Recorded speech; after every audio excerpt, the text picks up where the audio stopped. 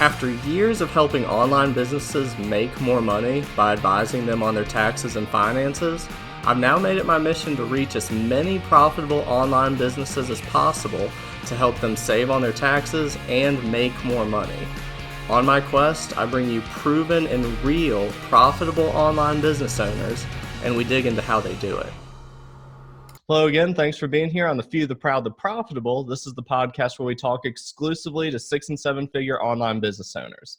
We know that in this space, there's a lot of people who fabricate, who exaggerate, who inflate their successes. So what we've done here is we've taken the guesswork out of it for you. We personally vet each and every one of our guests. We know that they're legit. We know they're actually making money online, and we get their tips and we get some insight from them as to how they've done it. We've got one of those today. Robert, Rickey, thanks for being here, buddy. Not a problem, sir. Anytime at all. It's always good to speak to you, Micah. Yeah, it's always a pleasure. Been working together for a while now on several of your projects and mine.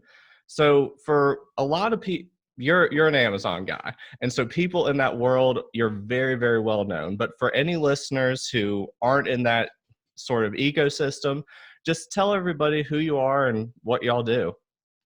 Yeah, well, I'm Robert Rickey, as you say, Micah, from Marketplace Superheroes. I am from Belfast in Northern Ireland, and I've been in the e-commerce online space actually since 1997. Would you believe? Nice. And Nice. it's gone through a lot of changes since then, which I'm sure we'll dig into in due course. Over the last 5 years, being in the more educational space, so being able to pass back some of the knowledge that I've learned over a number of years in different areas of the business, and being able to create a community now of about 5,000 strong inside Marketplace Superheroes with my co-founder Stephen Summers. And myself and Steve, we got together about 2010, and we then continued to run our own Amazon business for about 4 years until we moved into that more educational space with Marketplace Superheroes. And it's fantastic, to be able to almost roll back the years, some might say, and go back into educating people, see them get their first dollar online in the Amazon space and other marketplaces, and then be able to assist them through all the valleys that people come across, especially in this end, because there is so many different things. It's not just about pick a product, throw it up, right, and get it sold. So that part has been absolutely fantastic to give back to new people. Well, that's what's fascinating, because I'm in your Marketplace Superhero, the support group, and then the office group that deals more with the European accounting. And it'll be funny because when I'll pop in there, it's, to me, not being actively involved in the operational side of the Amazon business, it will be what seem like the most arcane questions will pop up. And it could be that y'all have just already covered this in the training and the people missed it. Maybe they are sort of off the wall questions, but what's always fascinating is within 30 seconds is an exaggeration, but within really short order, there's someone from the team, a lot of times it's you, who pops in and said, oh yeah, you got to do X, Y, Z, and perfectly outlined. And the answer to me is Greek, because again, it seems so technical and so precise. So it's been, and I think that goes a little bit to what you said about doing this for so long. Because 1997, that's sort of a founding father of e-commerce. Well, it's almost prehistoric, Mike, as you say. You're talking about archaic and whatever. It is almost prehistoric, for sure. And I kind of level at it myself. A lot of times, call myself the granda or the grandfather or whatever. Although I'm only in my 40s, so as Steve will keep saying, you're not that old. It's kind of like, it feels like I've just been doing it for forever. Yeah. I think too, whenever you're talking about being able to answer people quickly, we know in this day and age, as soon as that question's been asked, the answer is too late. Everybody wants instant access. And even though we have a massive amount of material inside videos and different things, I certainly don't hold it against anybody, because it's just the way of the world. Rather than going down through and looking down through a video, they'll just think that it's easier to ask the question and get it re-answered. Right. And, at times that can be frustrating for sure, but I understand people. And, a lot of them are only either starting off in a business, which, can be daunting. And it maybe is their first business that they're starting off in, and they don't know business. And Mm-hmm. that can really affect some people. So it's good to have that community there that can answer them quickly. And even if it's not their first business, it's certainly their first Amazon business, and it's Right. certainly the first business that may be, going across jurisdictions. Maybe they're Americans or Canadians, and they're starting to deal in Europe and the United Kingdom. And all of a sudden, even though accounting is, as you would well know, it's very similar across the globe, but it's not exactly the same. And the same Yeah. thing goes for governments and different things, and especially the likes of the United Kingdom and the United States. Very, very similar countries, very, very similar governmental things. But it's the little pieces, the nuances Mm-hmm. that can catch people out. And I always say to people, don't make assumptions. Right. Don't make an assumption that, for example, as we well know, in the US, you guys do all your accounting on the calendar year, January through Mm-hmm. December, and that's what people then just assume that everybody else would be the same. And yet, when they say the United Kingdom, it's more on a financial year. So it's those little Mm-hmm. nuances and caveats that it's always good to remind people that they're now global businesses. So treat it as globally and make sure you're getting the right information. Right. Well, and as similar as the general accounting principles are, the the tax treatments and the different ways that the countries will want things can vary wildly, because y'all have that marketplace, the superhero office offer, where you can speak. If you want to speak to what that offer is, I'll probably botch a few of the details and then I'll come back to what I'm saying. Yeah, it's in terms of our superhero office, really what we're talking about there is having our network of accountants that can set up your UK limited companies for to deal inside Europe and to deal in Great British pounds. We're also dealing in different currencies in different parts of the world, and even that can throw people. So therefore, having a network of accountants that are there, able to answer questions, able to do work on your behalf, and to support you in terms of compliancy with relation to governments at the end of the year or throughout the year, or those horrible three letters of VAT that everybody's Mm-hmm. afraid Yeah. of and shouldn't be afraid of. And having that there at your disposal is great, because if you know what you're doing and you then move into the United Kingdom, great. But where are you going to find an accountant who knows Amazon? Well, you're going to have to troll the internet. You're going to be Mm-hmm. making, you're going to have to look at their website and their different offerings and see, do they really know? Do I know what I'm talking about? Am I best Right. qualified as a seller to work out? Do these guys know? Or will I be listening to what they're saying? So having somebody pre-vetted and having a team Mm-hmm. there that can do all that work for you is fantastic. It's huge. And what's interesting from my perspective is that even though on I'm just dealing with the US side, when we have superhero office clients who are also working with me, sometimes people won't know who to ask a question to. So they'll say, "Hey, which company should receive this inventory, or how should I do this and how should I do that?"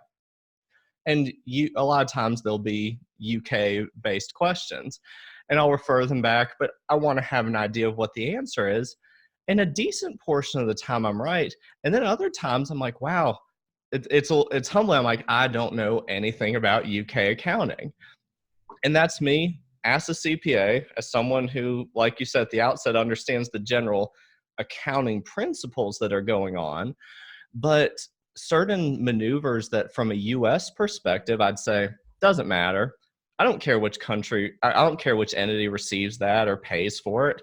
All the same to the US government doesn't care, has huge ramifications from a VAT standpoint. So I've always been really thankful that I can always refer people just back to Marlon. But if I want to answer the question for him, I can hop on a call with him until, to the extent he can, with my lack of knowledge of the intricacies of UK accounting, explain it to me. And I I think think that's too, it's that network. That network is huge, and it doesn't just go for accounting. It goes across your business as a whole. Mm-hmm. Imagine being able to have the different, pieces of your business, the logistics of your business, if you want to call it that, all talking the same language, all knowing each other the whole way through. Whether that Mm-hmm. is, your freight, moving goods around the world, or your accounting in one country and the accounting in another country, and having your mentors and coaches, and actually they all are in the same room, and at any time you can go down and speak to each individual one, and they talk to each other all the time. So it's not like somebody is unknown, because Mm-hmm. you might have an accountant in the US, and you might say to your accountant here, could you speak to this guy? And they don't get on, they don't want to speak to each other, or somebody says, well, I can't speak at that time because it's out of my office hours, or like for Or they like. just argue. They don't actually know what they're talking about, and there's this huge disconnect on what the two strategies are. Yeah, and we've seen it too, in terms of, with, we got involved. One of the big problems that we saw with a lot of our guys whenever they're bringing in their first and subsequent products was, how do I move these across the globe, in Mm-hmm. terms of like freighting them, the UK, US, how do I account for these? How do I get my freight forwarders talking to my suppliers and talking this, that, and the other? And whenever we put together that network, it just became so easy because every single person was talking the same language, and we put it all through the same process and same system. And the upshot then, the result was that the person who is in the hot seat, the business, it just becomes nice and simple then, and they can then concentrate on the things that they should be concentrating on. The likes of, even with yourself and myself, like I don't know where the paper comes from in my office, but I know it comes here, because then it allows me to focus on, a higher level thing. That whenever you're in Mm-hmm. business, you want to focus on the most highest level thing in your business that you possibly can. Yeah, absolutely. All right, so we'll get to the second question in a second. But one thing that I do, before I forget, I do want to circle back to, just because I do think it is important and interesting. You've been doing this since 1997. I had a guy on a couple episodes ago where he's been doing internet marketing since MySpace, before it was almost a thing. And it's always interesting to me, and Adam Lincolnauger will talk about this, that I don't want to talk to the guy who's been having a lot of success in marketing their industry, whatever they're doing, for the past year or 6 months or 2 years. I want to talk to the guy who's been doing it for the past 10 years. Because if they've been able to navigate that, they've navigated changes on the platform, changes on the general industry, the ecosystem, everything, not just been able to, hey, I found this cool little hack. Look at this fast money we're making. But then when things change, they've got no intrinsic understanding of the platform to be able to make those adjustments. And I'm sure Adam has exactly the same sort of theories and the same experiences that I have. And it's obviously with a slightly different platform, him being Sure. in the internet marketing space. But I'm sure he's seen massive changes the way I've seen massive changes, but also that ability, as you say, to be able to adapt. It's not a flash in the pan, and then whenever Mm-hmm. there is a Yep. change, that everything falls down around. It's having that consistent thing. And whenever there is a change, either you're well set up to deal with it, or that your systems and processes never have to, because Yeah. they're not gaming a system. And that's definitely something that we have, certainly been fortunate on, but we knew that was going to happen anyway, because we've Mm-hmm. never been gaming the system. I go back into late 90s, started in the UK here. There was no eBay, there was no Amazon. So, we built our own website, our own e-commerce site. And I always laugh whenever I say to people, like, it was actually built on Microsoft Access, which I Right. don't even, it's crazy. That's what it was built on. The whole database, the whole back end and Yeah, back office was no built on Shopify stores back in those days. no, I mean that they were, as the expression goes, they were only a twinkle in their daddy's eye at that stage. An off the shelf Yeah. website that would have been absolutely glorious if I could have just lifted that off and paid Ugh. for it. But no, it had to be built. Everything was hard coded, and I remember saying, and this is honest truth, it was. I remember saying to the guys who were building it, yes, but I'll need to change prices and change some text around some products. And they were like, oh, okay, then we'll have to go to this solution. And it seems like such a really bland, stupid question nowadays, where we've got, the ability to do that, or Sure. the ability for a robot to do it on our behalf. But yeah, that was some of the stuff that we encountered at the start. Then, the marketplaces, as I would call them, came to town. The Amazons, the eBays, and obviously back then, I mean, eBay was a much bigger animal than Amazon was whenever it first started off, and it was a platform for people to sell. Whereas Amazon, not so much. Back in them days, they were getting rocking and rolling with selling Hmm. books and different things, and then they slowly moved into their marketplaces, and then continued to dominate that space.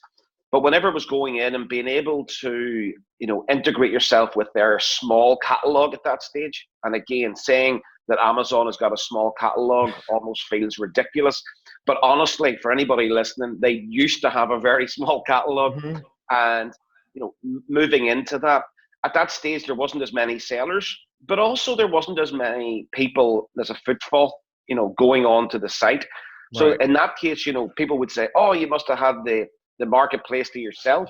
Well, not really. There was sellers, but also the footfall was a hell of a lot lower than what it is now. There was no such thing as Amazon Prime. There's no such thing Hmm. as fulfillment by Amazon. There was no Right. such thing as X, Y, and Z. So that's definitely changed. And then whenever you start to get into the type of products that you're selling, the way that you research those products and the way that you sell them, we've always been of a mindset of, front load the work. Make sure that you're getting your research correct. Make sure that you're doing Hmm. everything to do with your product correct, and play by the rules. We've been a big advocate of play by the rules. You're in their playground. They hold the keys, and they can throw you out of the playground, and they can lock the gate behind you and do that. So it's up to you. But also, it's that thing where a lot of people get that fear factor of, oh, I can't go on there because they're going to do this. And I say to people, it's like, why would they do that? If you're not committing any offenses, why Right. would they do that? They're making money off you. So why would they ever do that? But yeah, definitely, the number of changes and different things on the platform has been a lot, but it's always been good. It's always been something that has helped us as sellers sell. It's that I talk about a beautiful marriage of where a buyer meets a seller. Well, that's Amazon. Buyers go there and sellers sell there. Hmm. Yeah, absolutely. And that's what's, again, going to what y'all's programs, not gaming the system. You're not doing black hat or gray hat type things, where I think that's what's always interesting, because so many of the Amazon, I almost put this in air quotes, like teachers and experts and gurus, it's based on gaming the system. Even if they think it's a gray hat approach, even if they think it's all right, it's based on some kind of a hack, versus what y'all sell is, and one of the reasons why y'all having such success with the people who are buying into has been so interesting to me, is y'all have the least sexy training I've ever seen, but it's the most fundamental and sustainable training because of that. There's no saying there's no tricks isn't exactly right, because there are tricks to doing it right, and there are the correct approaches to doing things within their framework, but there's nothing gimmicky about it either. It's doing things the right way, the way Amazon wants you to, the way that the buyers want you to, and it's a lot of Yeah, work, but it lasts for, it's almost evergreen. yeah, and I look at that as, strategies over tactics. I don't Yeah, really want to bring in a tactic yeah. where, because the tactics have to change all the time, and it then doesn't become a passive style of business. Whereas if you've got a Hmm. strategy as to what you do and how you do it, things become very simplistic. We never talk into confusion. I really dislike whenever I hear, gurus, or as you say, air quotes, experts Yeah. talking into confusion of something, where they'll try to confuse the person who's trying to learn it in order to sell them the next piece of the jigsaw. It's Hmm. like, no, I want to see all the jigsaw, and I want to learn through a proven strategy. And that goes across the line in any business, not just this business, especially whenever we're starting off. It's this thing where we're not creating the next Facebook. We're not creating the next Google. And whenever we realize that we're not going to be the next Apple, the better it is for us as business people. You should try and keep it as simple as possible, because a business really only has one commitment, and that's to its shareholders. These are basic fundamental business elements. And it's like the business is only there to provide a profit bottom line. That's it. It's not there to have a glass fronted building that looks fantastic whenever people drive by. It's got nothing to do with that. It's all about that bottom line on a P&L report, which I'm sure you're well versed with, and balance sheets and all that. That's all it is. So therefore, taking it and saying, right, what's my best approach here? Do I want to go and have to start creating all this stuff? Because maybe I'm not creative, or maybe the stuff that I would create is not what a buyer wants. And we once said it, go to the place where people are spending their money and investing in something, and lie down in front of them. And I know some people think that's too simplistic, but the more simplistic that you can make it, the better. People are on Amazon. They're looking for things. They're looking for day-to-day solutions. Provide them. Go into a market which has a heightened demand and a lack of supply, and go in there. That's economics. I mean, whenever I did economics at school a long, long time ago, that was class 101. Demand and supply sets price, sets absolutely everything. And exactly the same is true today. Those business fundamentals don't change, Micah. No, not at all. And I like the way you phrased this, confusion. And I think that goes to I think sometimes it goes to ego, where they want to think their business is more complicated than it is. Sometimes it goes to the mentors who you said give them a piece of the jigsaw. They want to make things seem way more complicated than they are, so that the business is still dependent on them for operations. But that's what's always funny to me. You'll see it a lot in the internet marketing space, and you see it with you see it all over, across the board, where mentors will set up these Byzantine structures to where it's just layers and layers and layers, and the org chart and the flow charts are impossible to follow. And they make it seem like the business and the way you need to operate and all of this stuff is insanely complicated. And for maybe that's the way that you've set up your business, but for most of us, that's not the way the business actually needs to be set up. I think too, whenever you look at it now, there's never been a better time to set up a business such as the one that we talk about, and a lot of other businesses as well. But I can primarily speak for ours with knowledge. Is this idea of, whenever I started, you couldn't do this, right? There was no marketplace. You had to sink a lot of money into building a website, getting yourself a coder and a guy who could program things, or a company who could code, and put it out there. And that was your test. That was how you tested a market. You've got to go and build it. And that was before you put a product on the shelf or anything else. And, taking payments, that used to be really, really tricky. It was one of the things that really took so long for us to get integrated, was how to take a credit card. Again, I know that sounds crazy.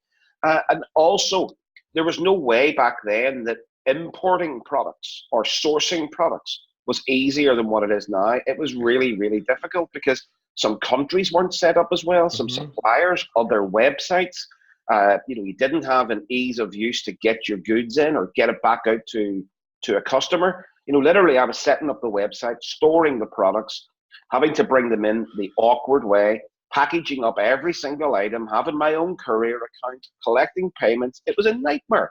Yeah. Whereas nowadays, you have things like Amazon, where you don't need a website. Or if you have a website, you've got things like Shopify. And you can go on the Amazon, they'll collect the payment for you, they disperse it out. You've got other things like Alibaba, where you can source items easily. We have so many different devices and so many different communication tools now. It's almost to the stage where if you don't have even a side Amazon business, no matter what you're involved in, I think if you don't have a side Amazon business, you're throwing an opportunity cost out the window, because it's so straightforward to get involved in. And we've seen inside our community as well, Micah, as you know, so many of our experts, even down to legal attorneys and things, they've got a little side Amazon business, not only to learn the system, but also to make some profit out of it as well. Yeah, absolutely. There's a huge opportunity there. All right, cool. So we've been talking a long time, so we'll get to the second question. Roll through Question this number two. a little faster. The thing that we, again, go into what we say at the outset, that there's so many people who pretend in the online space who aren't actually profitable. What's the best thing about having a profitable online business? Well, to me, it's all about the numbers. I'm well known in marketplace superheroes for being the numbers nerd or the numbers Mm-hmm. geek, whatever you want to call it. And it's not mathematics, because business to me is numbers. That's all it is. Mm-hmm. As you said, about not being sexy or not being this or the other. Numbers are just factual. Whenever you know what you're Mm-hmm. doing with them, then they give you the facts. And a lot of people don't know how to do it. So that's why we have sort of simplified it. We've created great calculators for them, so they can work things out before they bring in a Mm-hmm. product. There's no point in bringing in 1,000 products, putting it onto the marketplace, and then seeing if it's profitable or not, because it likely won't be. So therefore, working all of that stuff out beforehand is integral. It's absolutely integral. And I think whenever you're listening to some person, or you're getting to that stage where you want to consult with somebody or have that sort of mentor do the course, test them on their numbers. That's what I would always say. Mm-hmm. Let's just see if they're telling you absolutely everything that's correct in terms of numbers, whether that be the size of the product, because that's going to matter on your shipping, or the weight of the product's going to matter on your fulfillment, and all of these different things. Have we really accounted for everything that we can?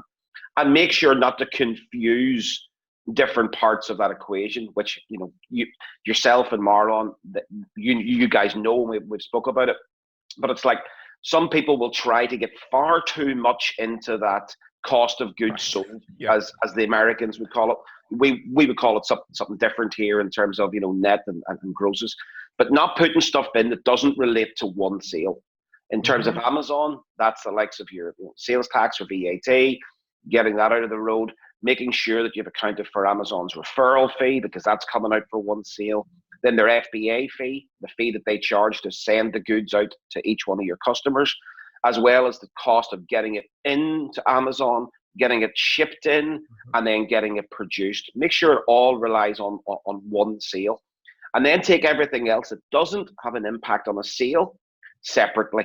So things like your storage, you can't relate that to one sale. So that's an Mm-hmm. expense. Your advertising, Yeah. you cannot relate that to one sale. So therefore, it's an expense. And going down through those things, or your cell phone bill, or the rent on your office, they're expenses.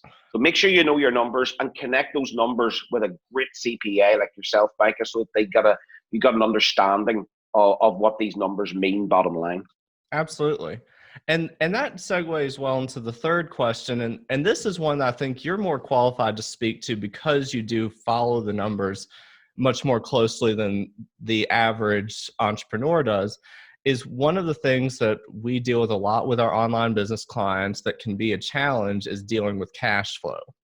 So you track that meticulously, and y'all have these different streams of income. You've got the superhero office, you have the main marketplace superheroes, you've got superheroes freight. So how have you managed to do that so successfully? Well, certainly cash flow's always been it's been one of my strengths. And whenever you look, I always look at assets. The assets that I have in play. If you take a physical business, is probably the easier of the two to kind of explain. But whenever you've got assets in play, such as stock, and what your current run rate is, that I would call it. So my run rate Yeah. being, how many am I selling on a 2 weekly or monthly basis, whatever way you want to account. Now, unless your product is highly seasonal, or your products, should I say, because you want to have a Hopefully. portfolio. You don't want to rely on one. And whenever you look at that, unless they're highly seasonal, if they sold 20 in the last 2 weeks, what do you think they're going to sell in the next 2 weeks? They're likely to sell 20, or certainly as an average. Now, if you know that, and you know that you're getting paid, because again, the luxury of Amazon is they don't phone you up and say, yeah, the check's in the post, or I'll pay you whenever some money comes in. They pay you on the dot, so you know when you're getting paid, and you actually know what you're getting paid, or you can certainly calculate it and forecast it. Looking at things like that and then starting to think, okay, well, how long, that stock doesn't last forever. It runs out. So I'm going to have to reorder, and that reorder is going to cost me an investment of some money to get it reordered. And I want to make sure that it comes back in again before this other stock runs out. Accounting for that in terms of what I would call the left-hand side of the column, money in, coming into the business, that's very, very important. And on the right-hand side, just as important, if you know that you've got things that come out every single month, put them into your forecasts. If you pay rent on an office or you pay a cell phone bill, these things are generally always around the same money. You know, maybe it's $400 for an office or $60 for a cell phone bill. It very rarely fluctuates that much.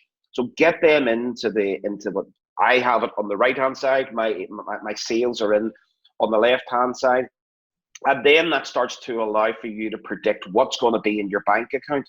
And more importantly, whether there's going to be a gap, because you can't afford not to order, right? So if there's a stage where you're going to run out of stock of something and you put in a stock order and all of a sudden that balance goes to minus, goes into the red, you're going to have to go and find some money from somewhere, whether that's a loan from yourself into the business or a bank or an overdraft or whatever it is, because you can't afford to run out of stock on that. And I think that's one thing that people can get a little bit sort of strung or hung up on, is that because you've got a negative amount in your bank does not mean that your business is doing bad.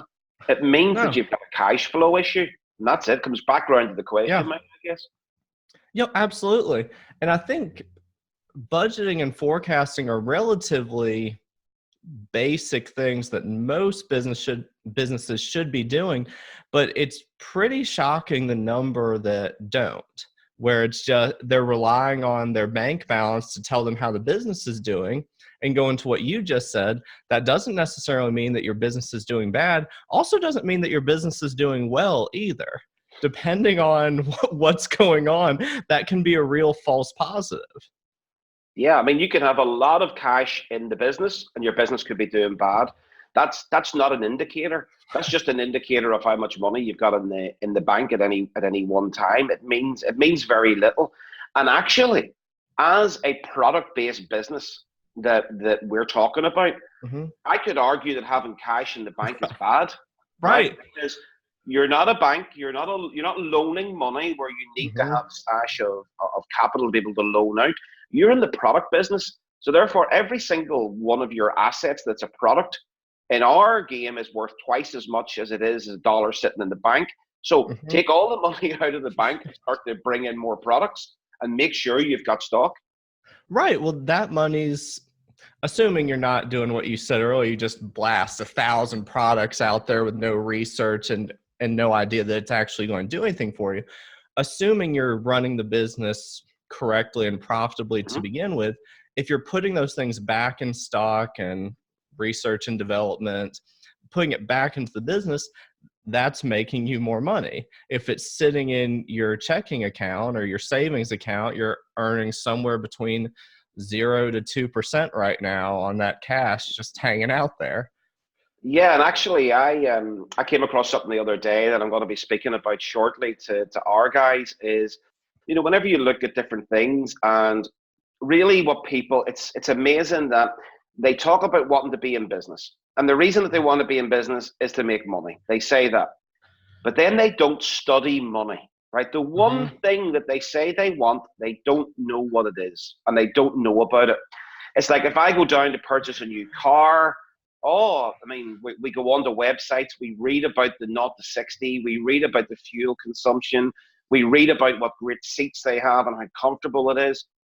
So why would it be any difference whenever we're in business and we're talking about making money? We should study money, because I don't know about the US, but I'm pretty sure it's the same as the UK. The cost of living is going up, right? So that means that every dollar this time next year is going to be worth less, right? Because things will go up. Inflation is, you know, it's a positive percentage. So therefore, the actual value of that dollar or pound is worth less next year.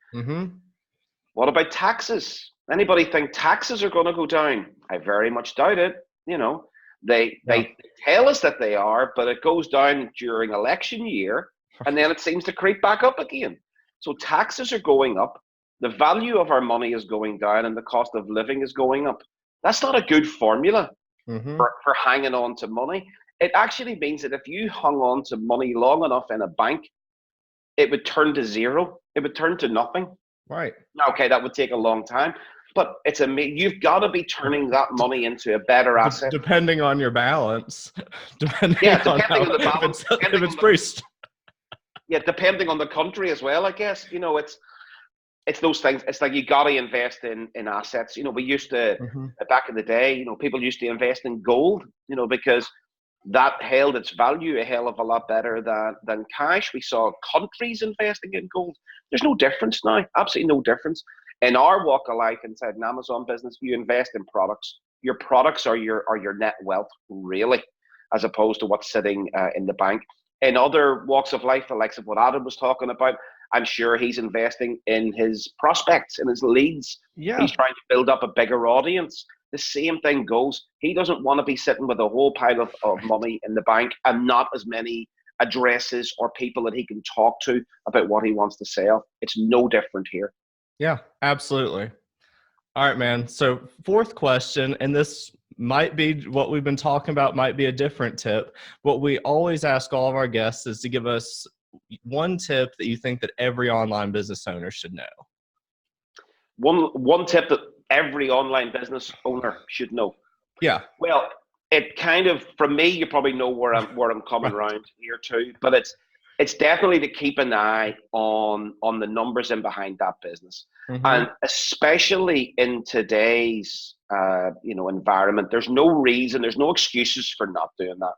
The likes of the platforms that we have for Zero, QuickBooks. I mean, I'm a Zero fan in terms of Mm-hmm. accounting. I know somebody else will probably say QuickBooks. They're They're the kind of same all, thing. yeah, as Same long as thing. you've got something, go in and learn a little bit about it and what you're Mm-hmm. putting in there. You do not need to be an expert, okay? Because your accountant, your CPA, that team is going to look after the submissions to the government and everything else. But go and look and see what things mean. Go and look and see what you should be doing, and take the time every week to go and do a little bit. Believe you me, I have come to the end of the year in a past life. It's almost like I've left it behind. I'm so grateful now that I've left it behind. And I hadn't done a scratch, right? Absolutely nothing. And I would go to the accountant and they'd say, well, where's this? And I'd say, oh, well, I have to go and get everything. Whereas eating a little bit of that apple every week, you'll Mm-hmm. understand your business better. You'll definitely see where you might be underpricing things. You might even see where you're overpricing things.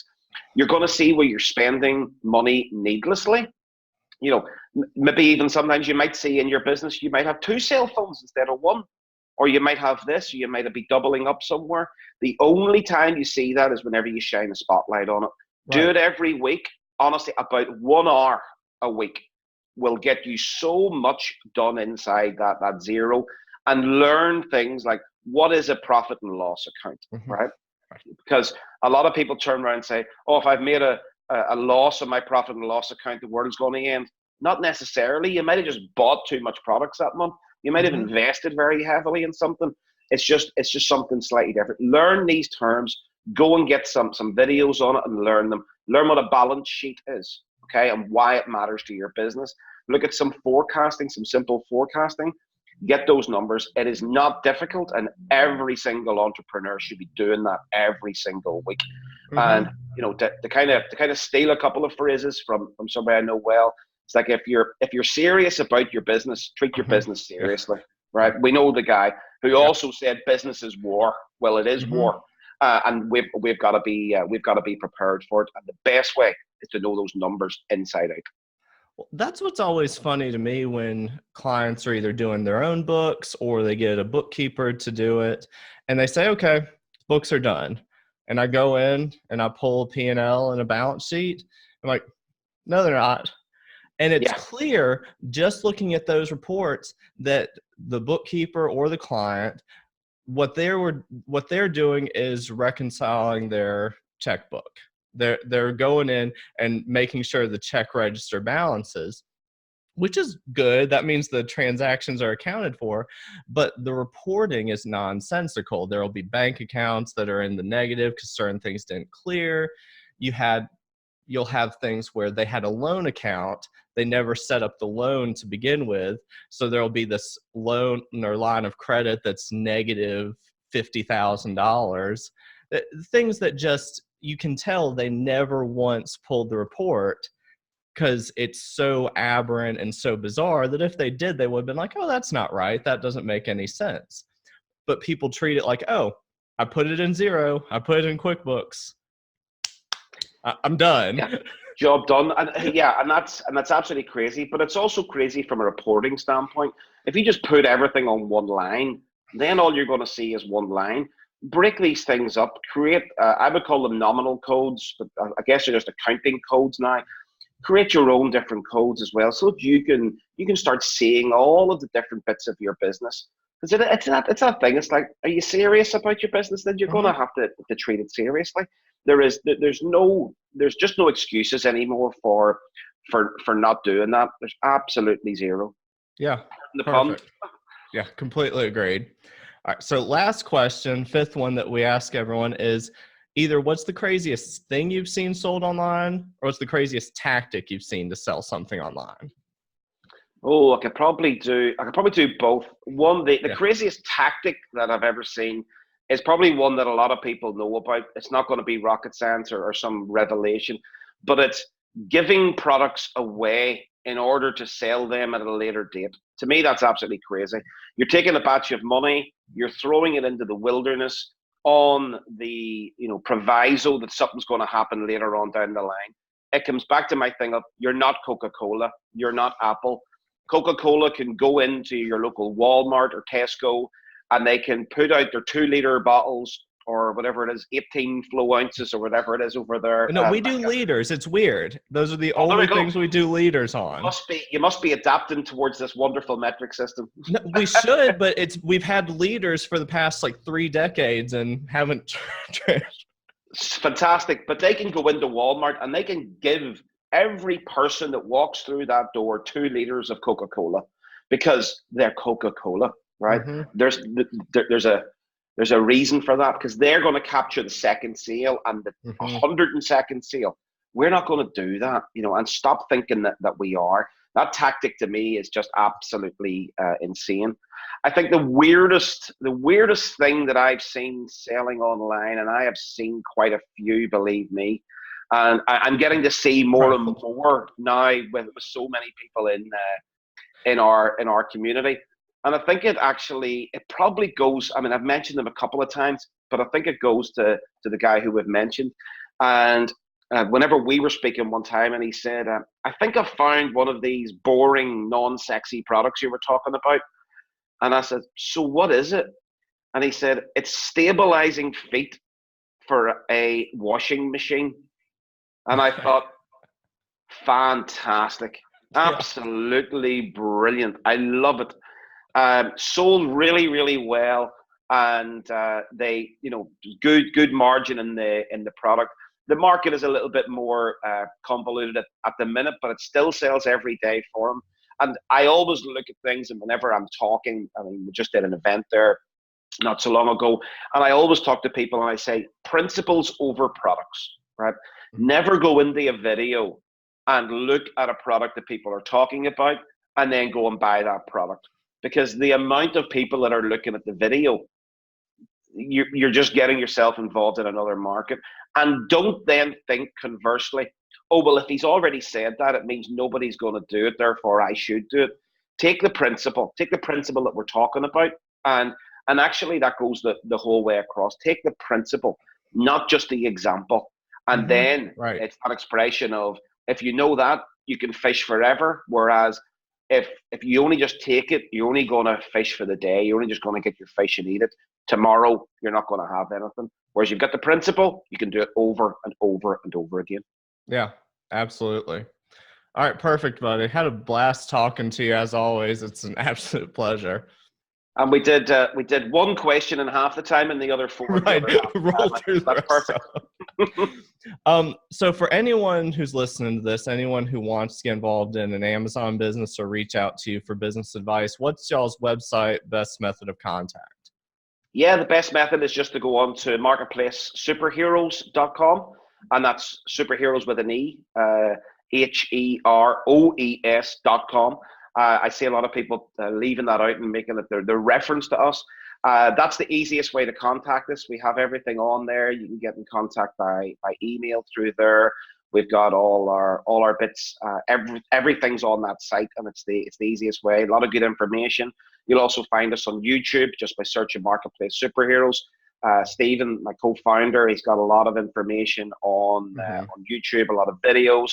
I'm on there as well, and a number of the teams on there. That's been great to be able to give so much information, so much value out to even non-members. Right. It's been a blast. It's been absolutely fantastic. All right, perfect, buddy. We'll put that link in the description. Thanks again for being here. And thanks to everyone who's listening on A Few, the Proud, the Profitable. Again, where we only talk to people who are actually making money online. Remember to review, to subscribe to this podcast, and we'll catch y'all next time.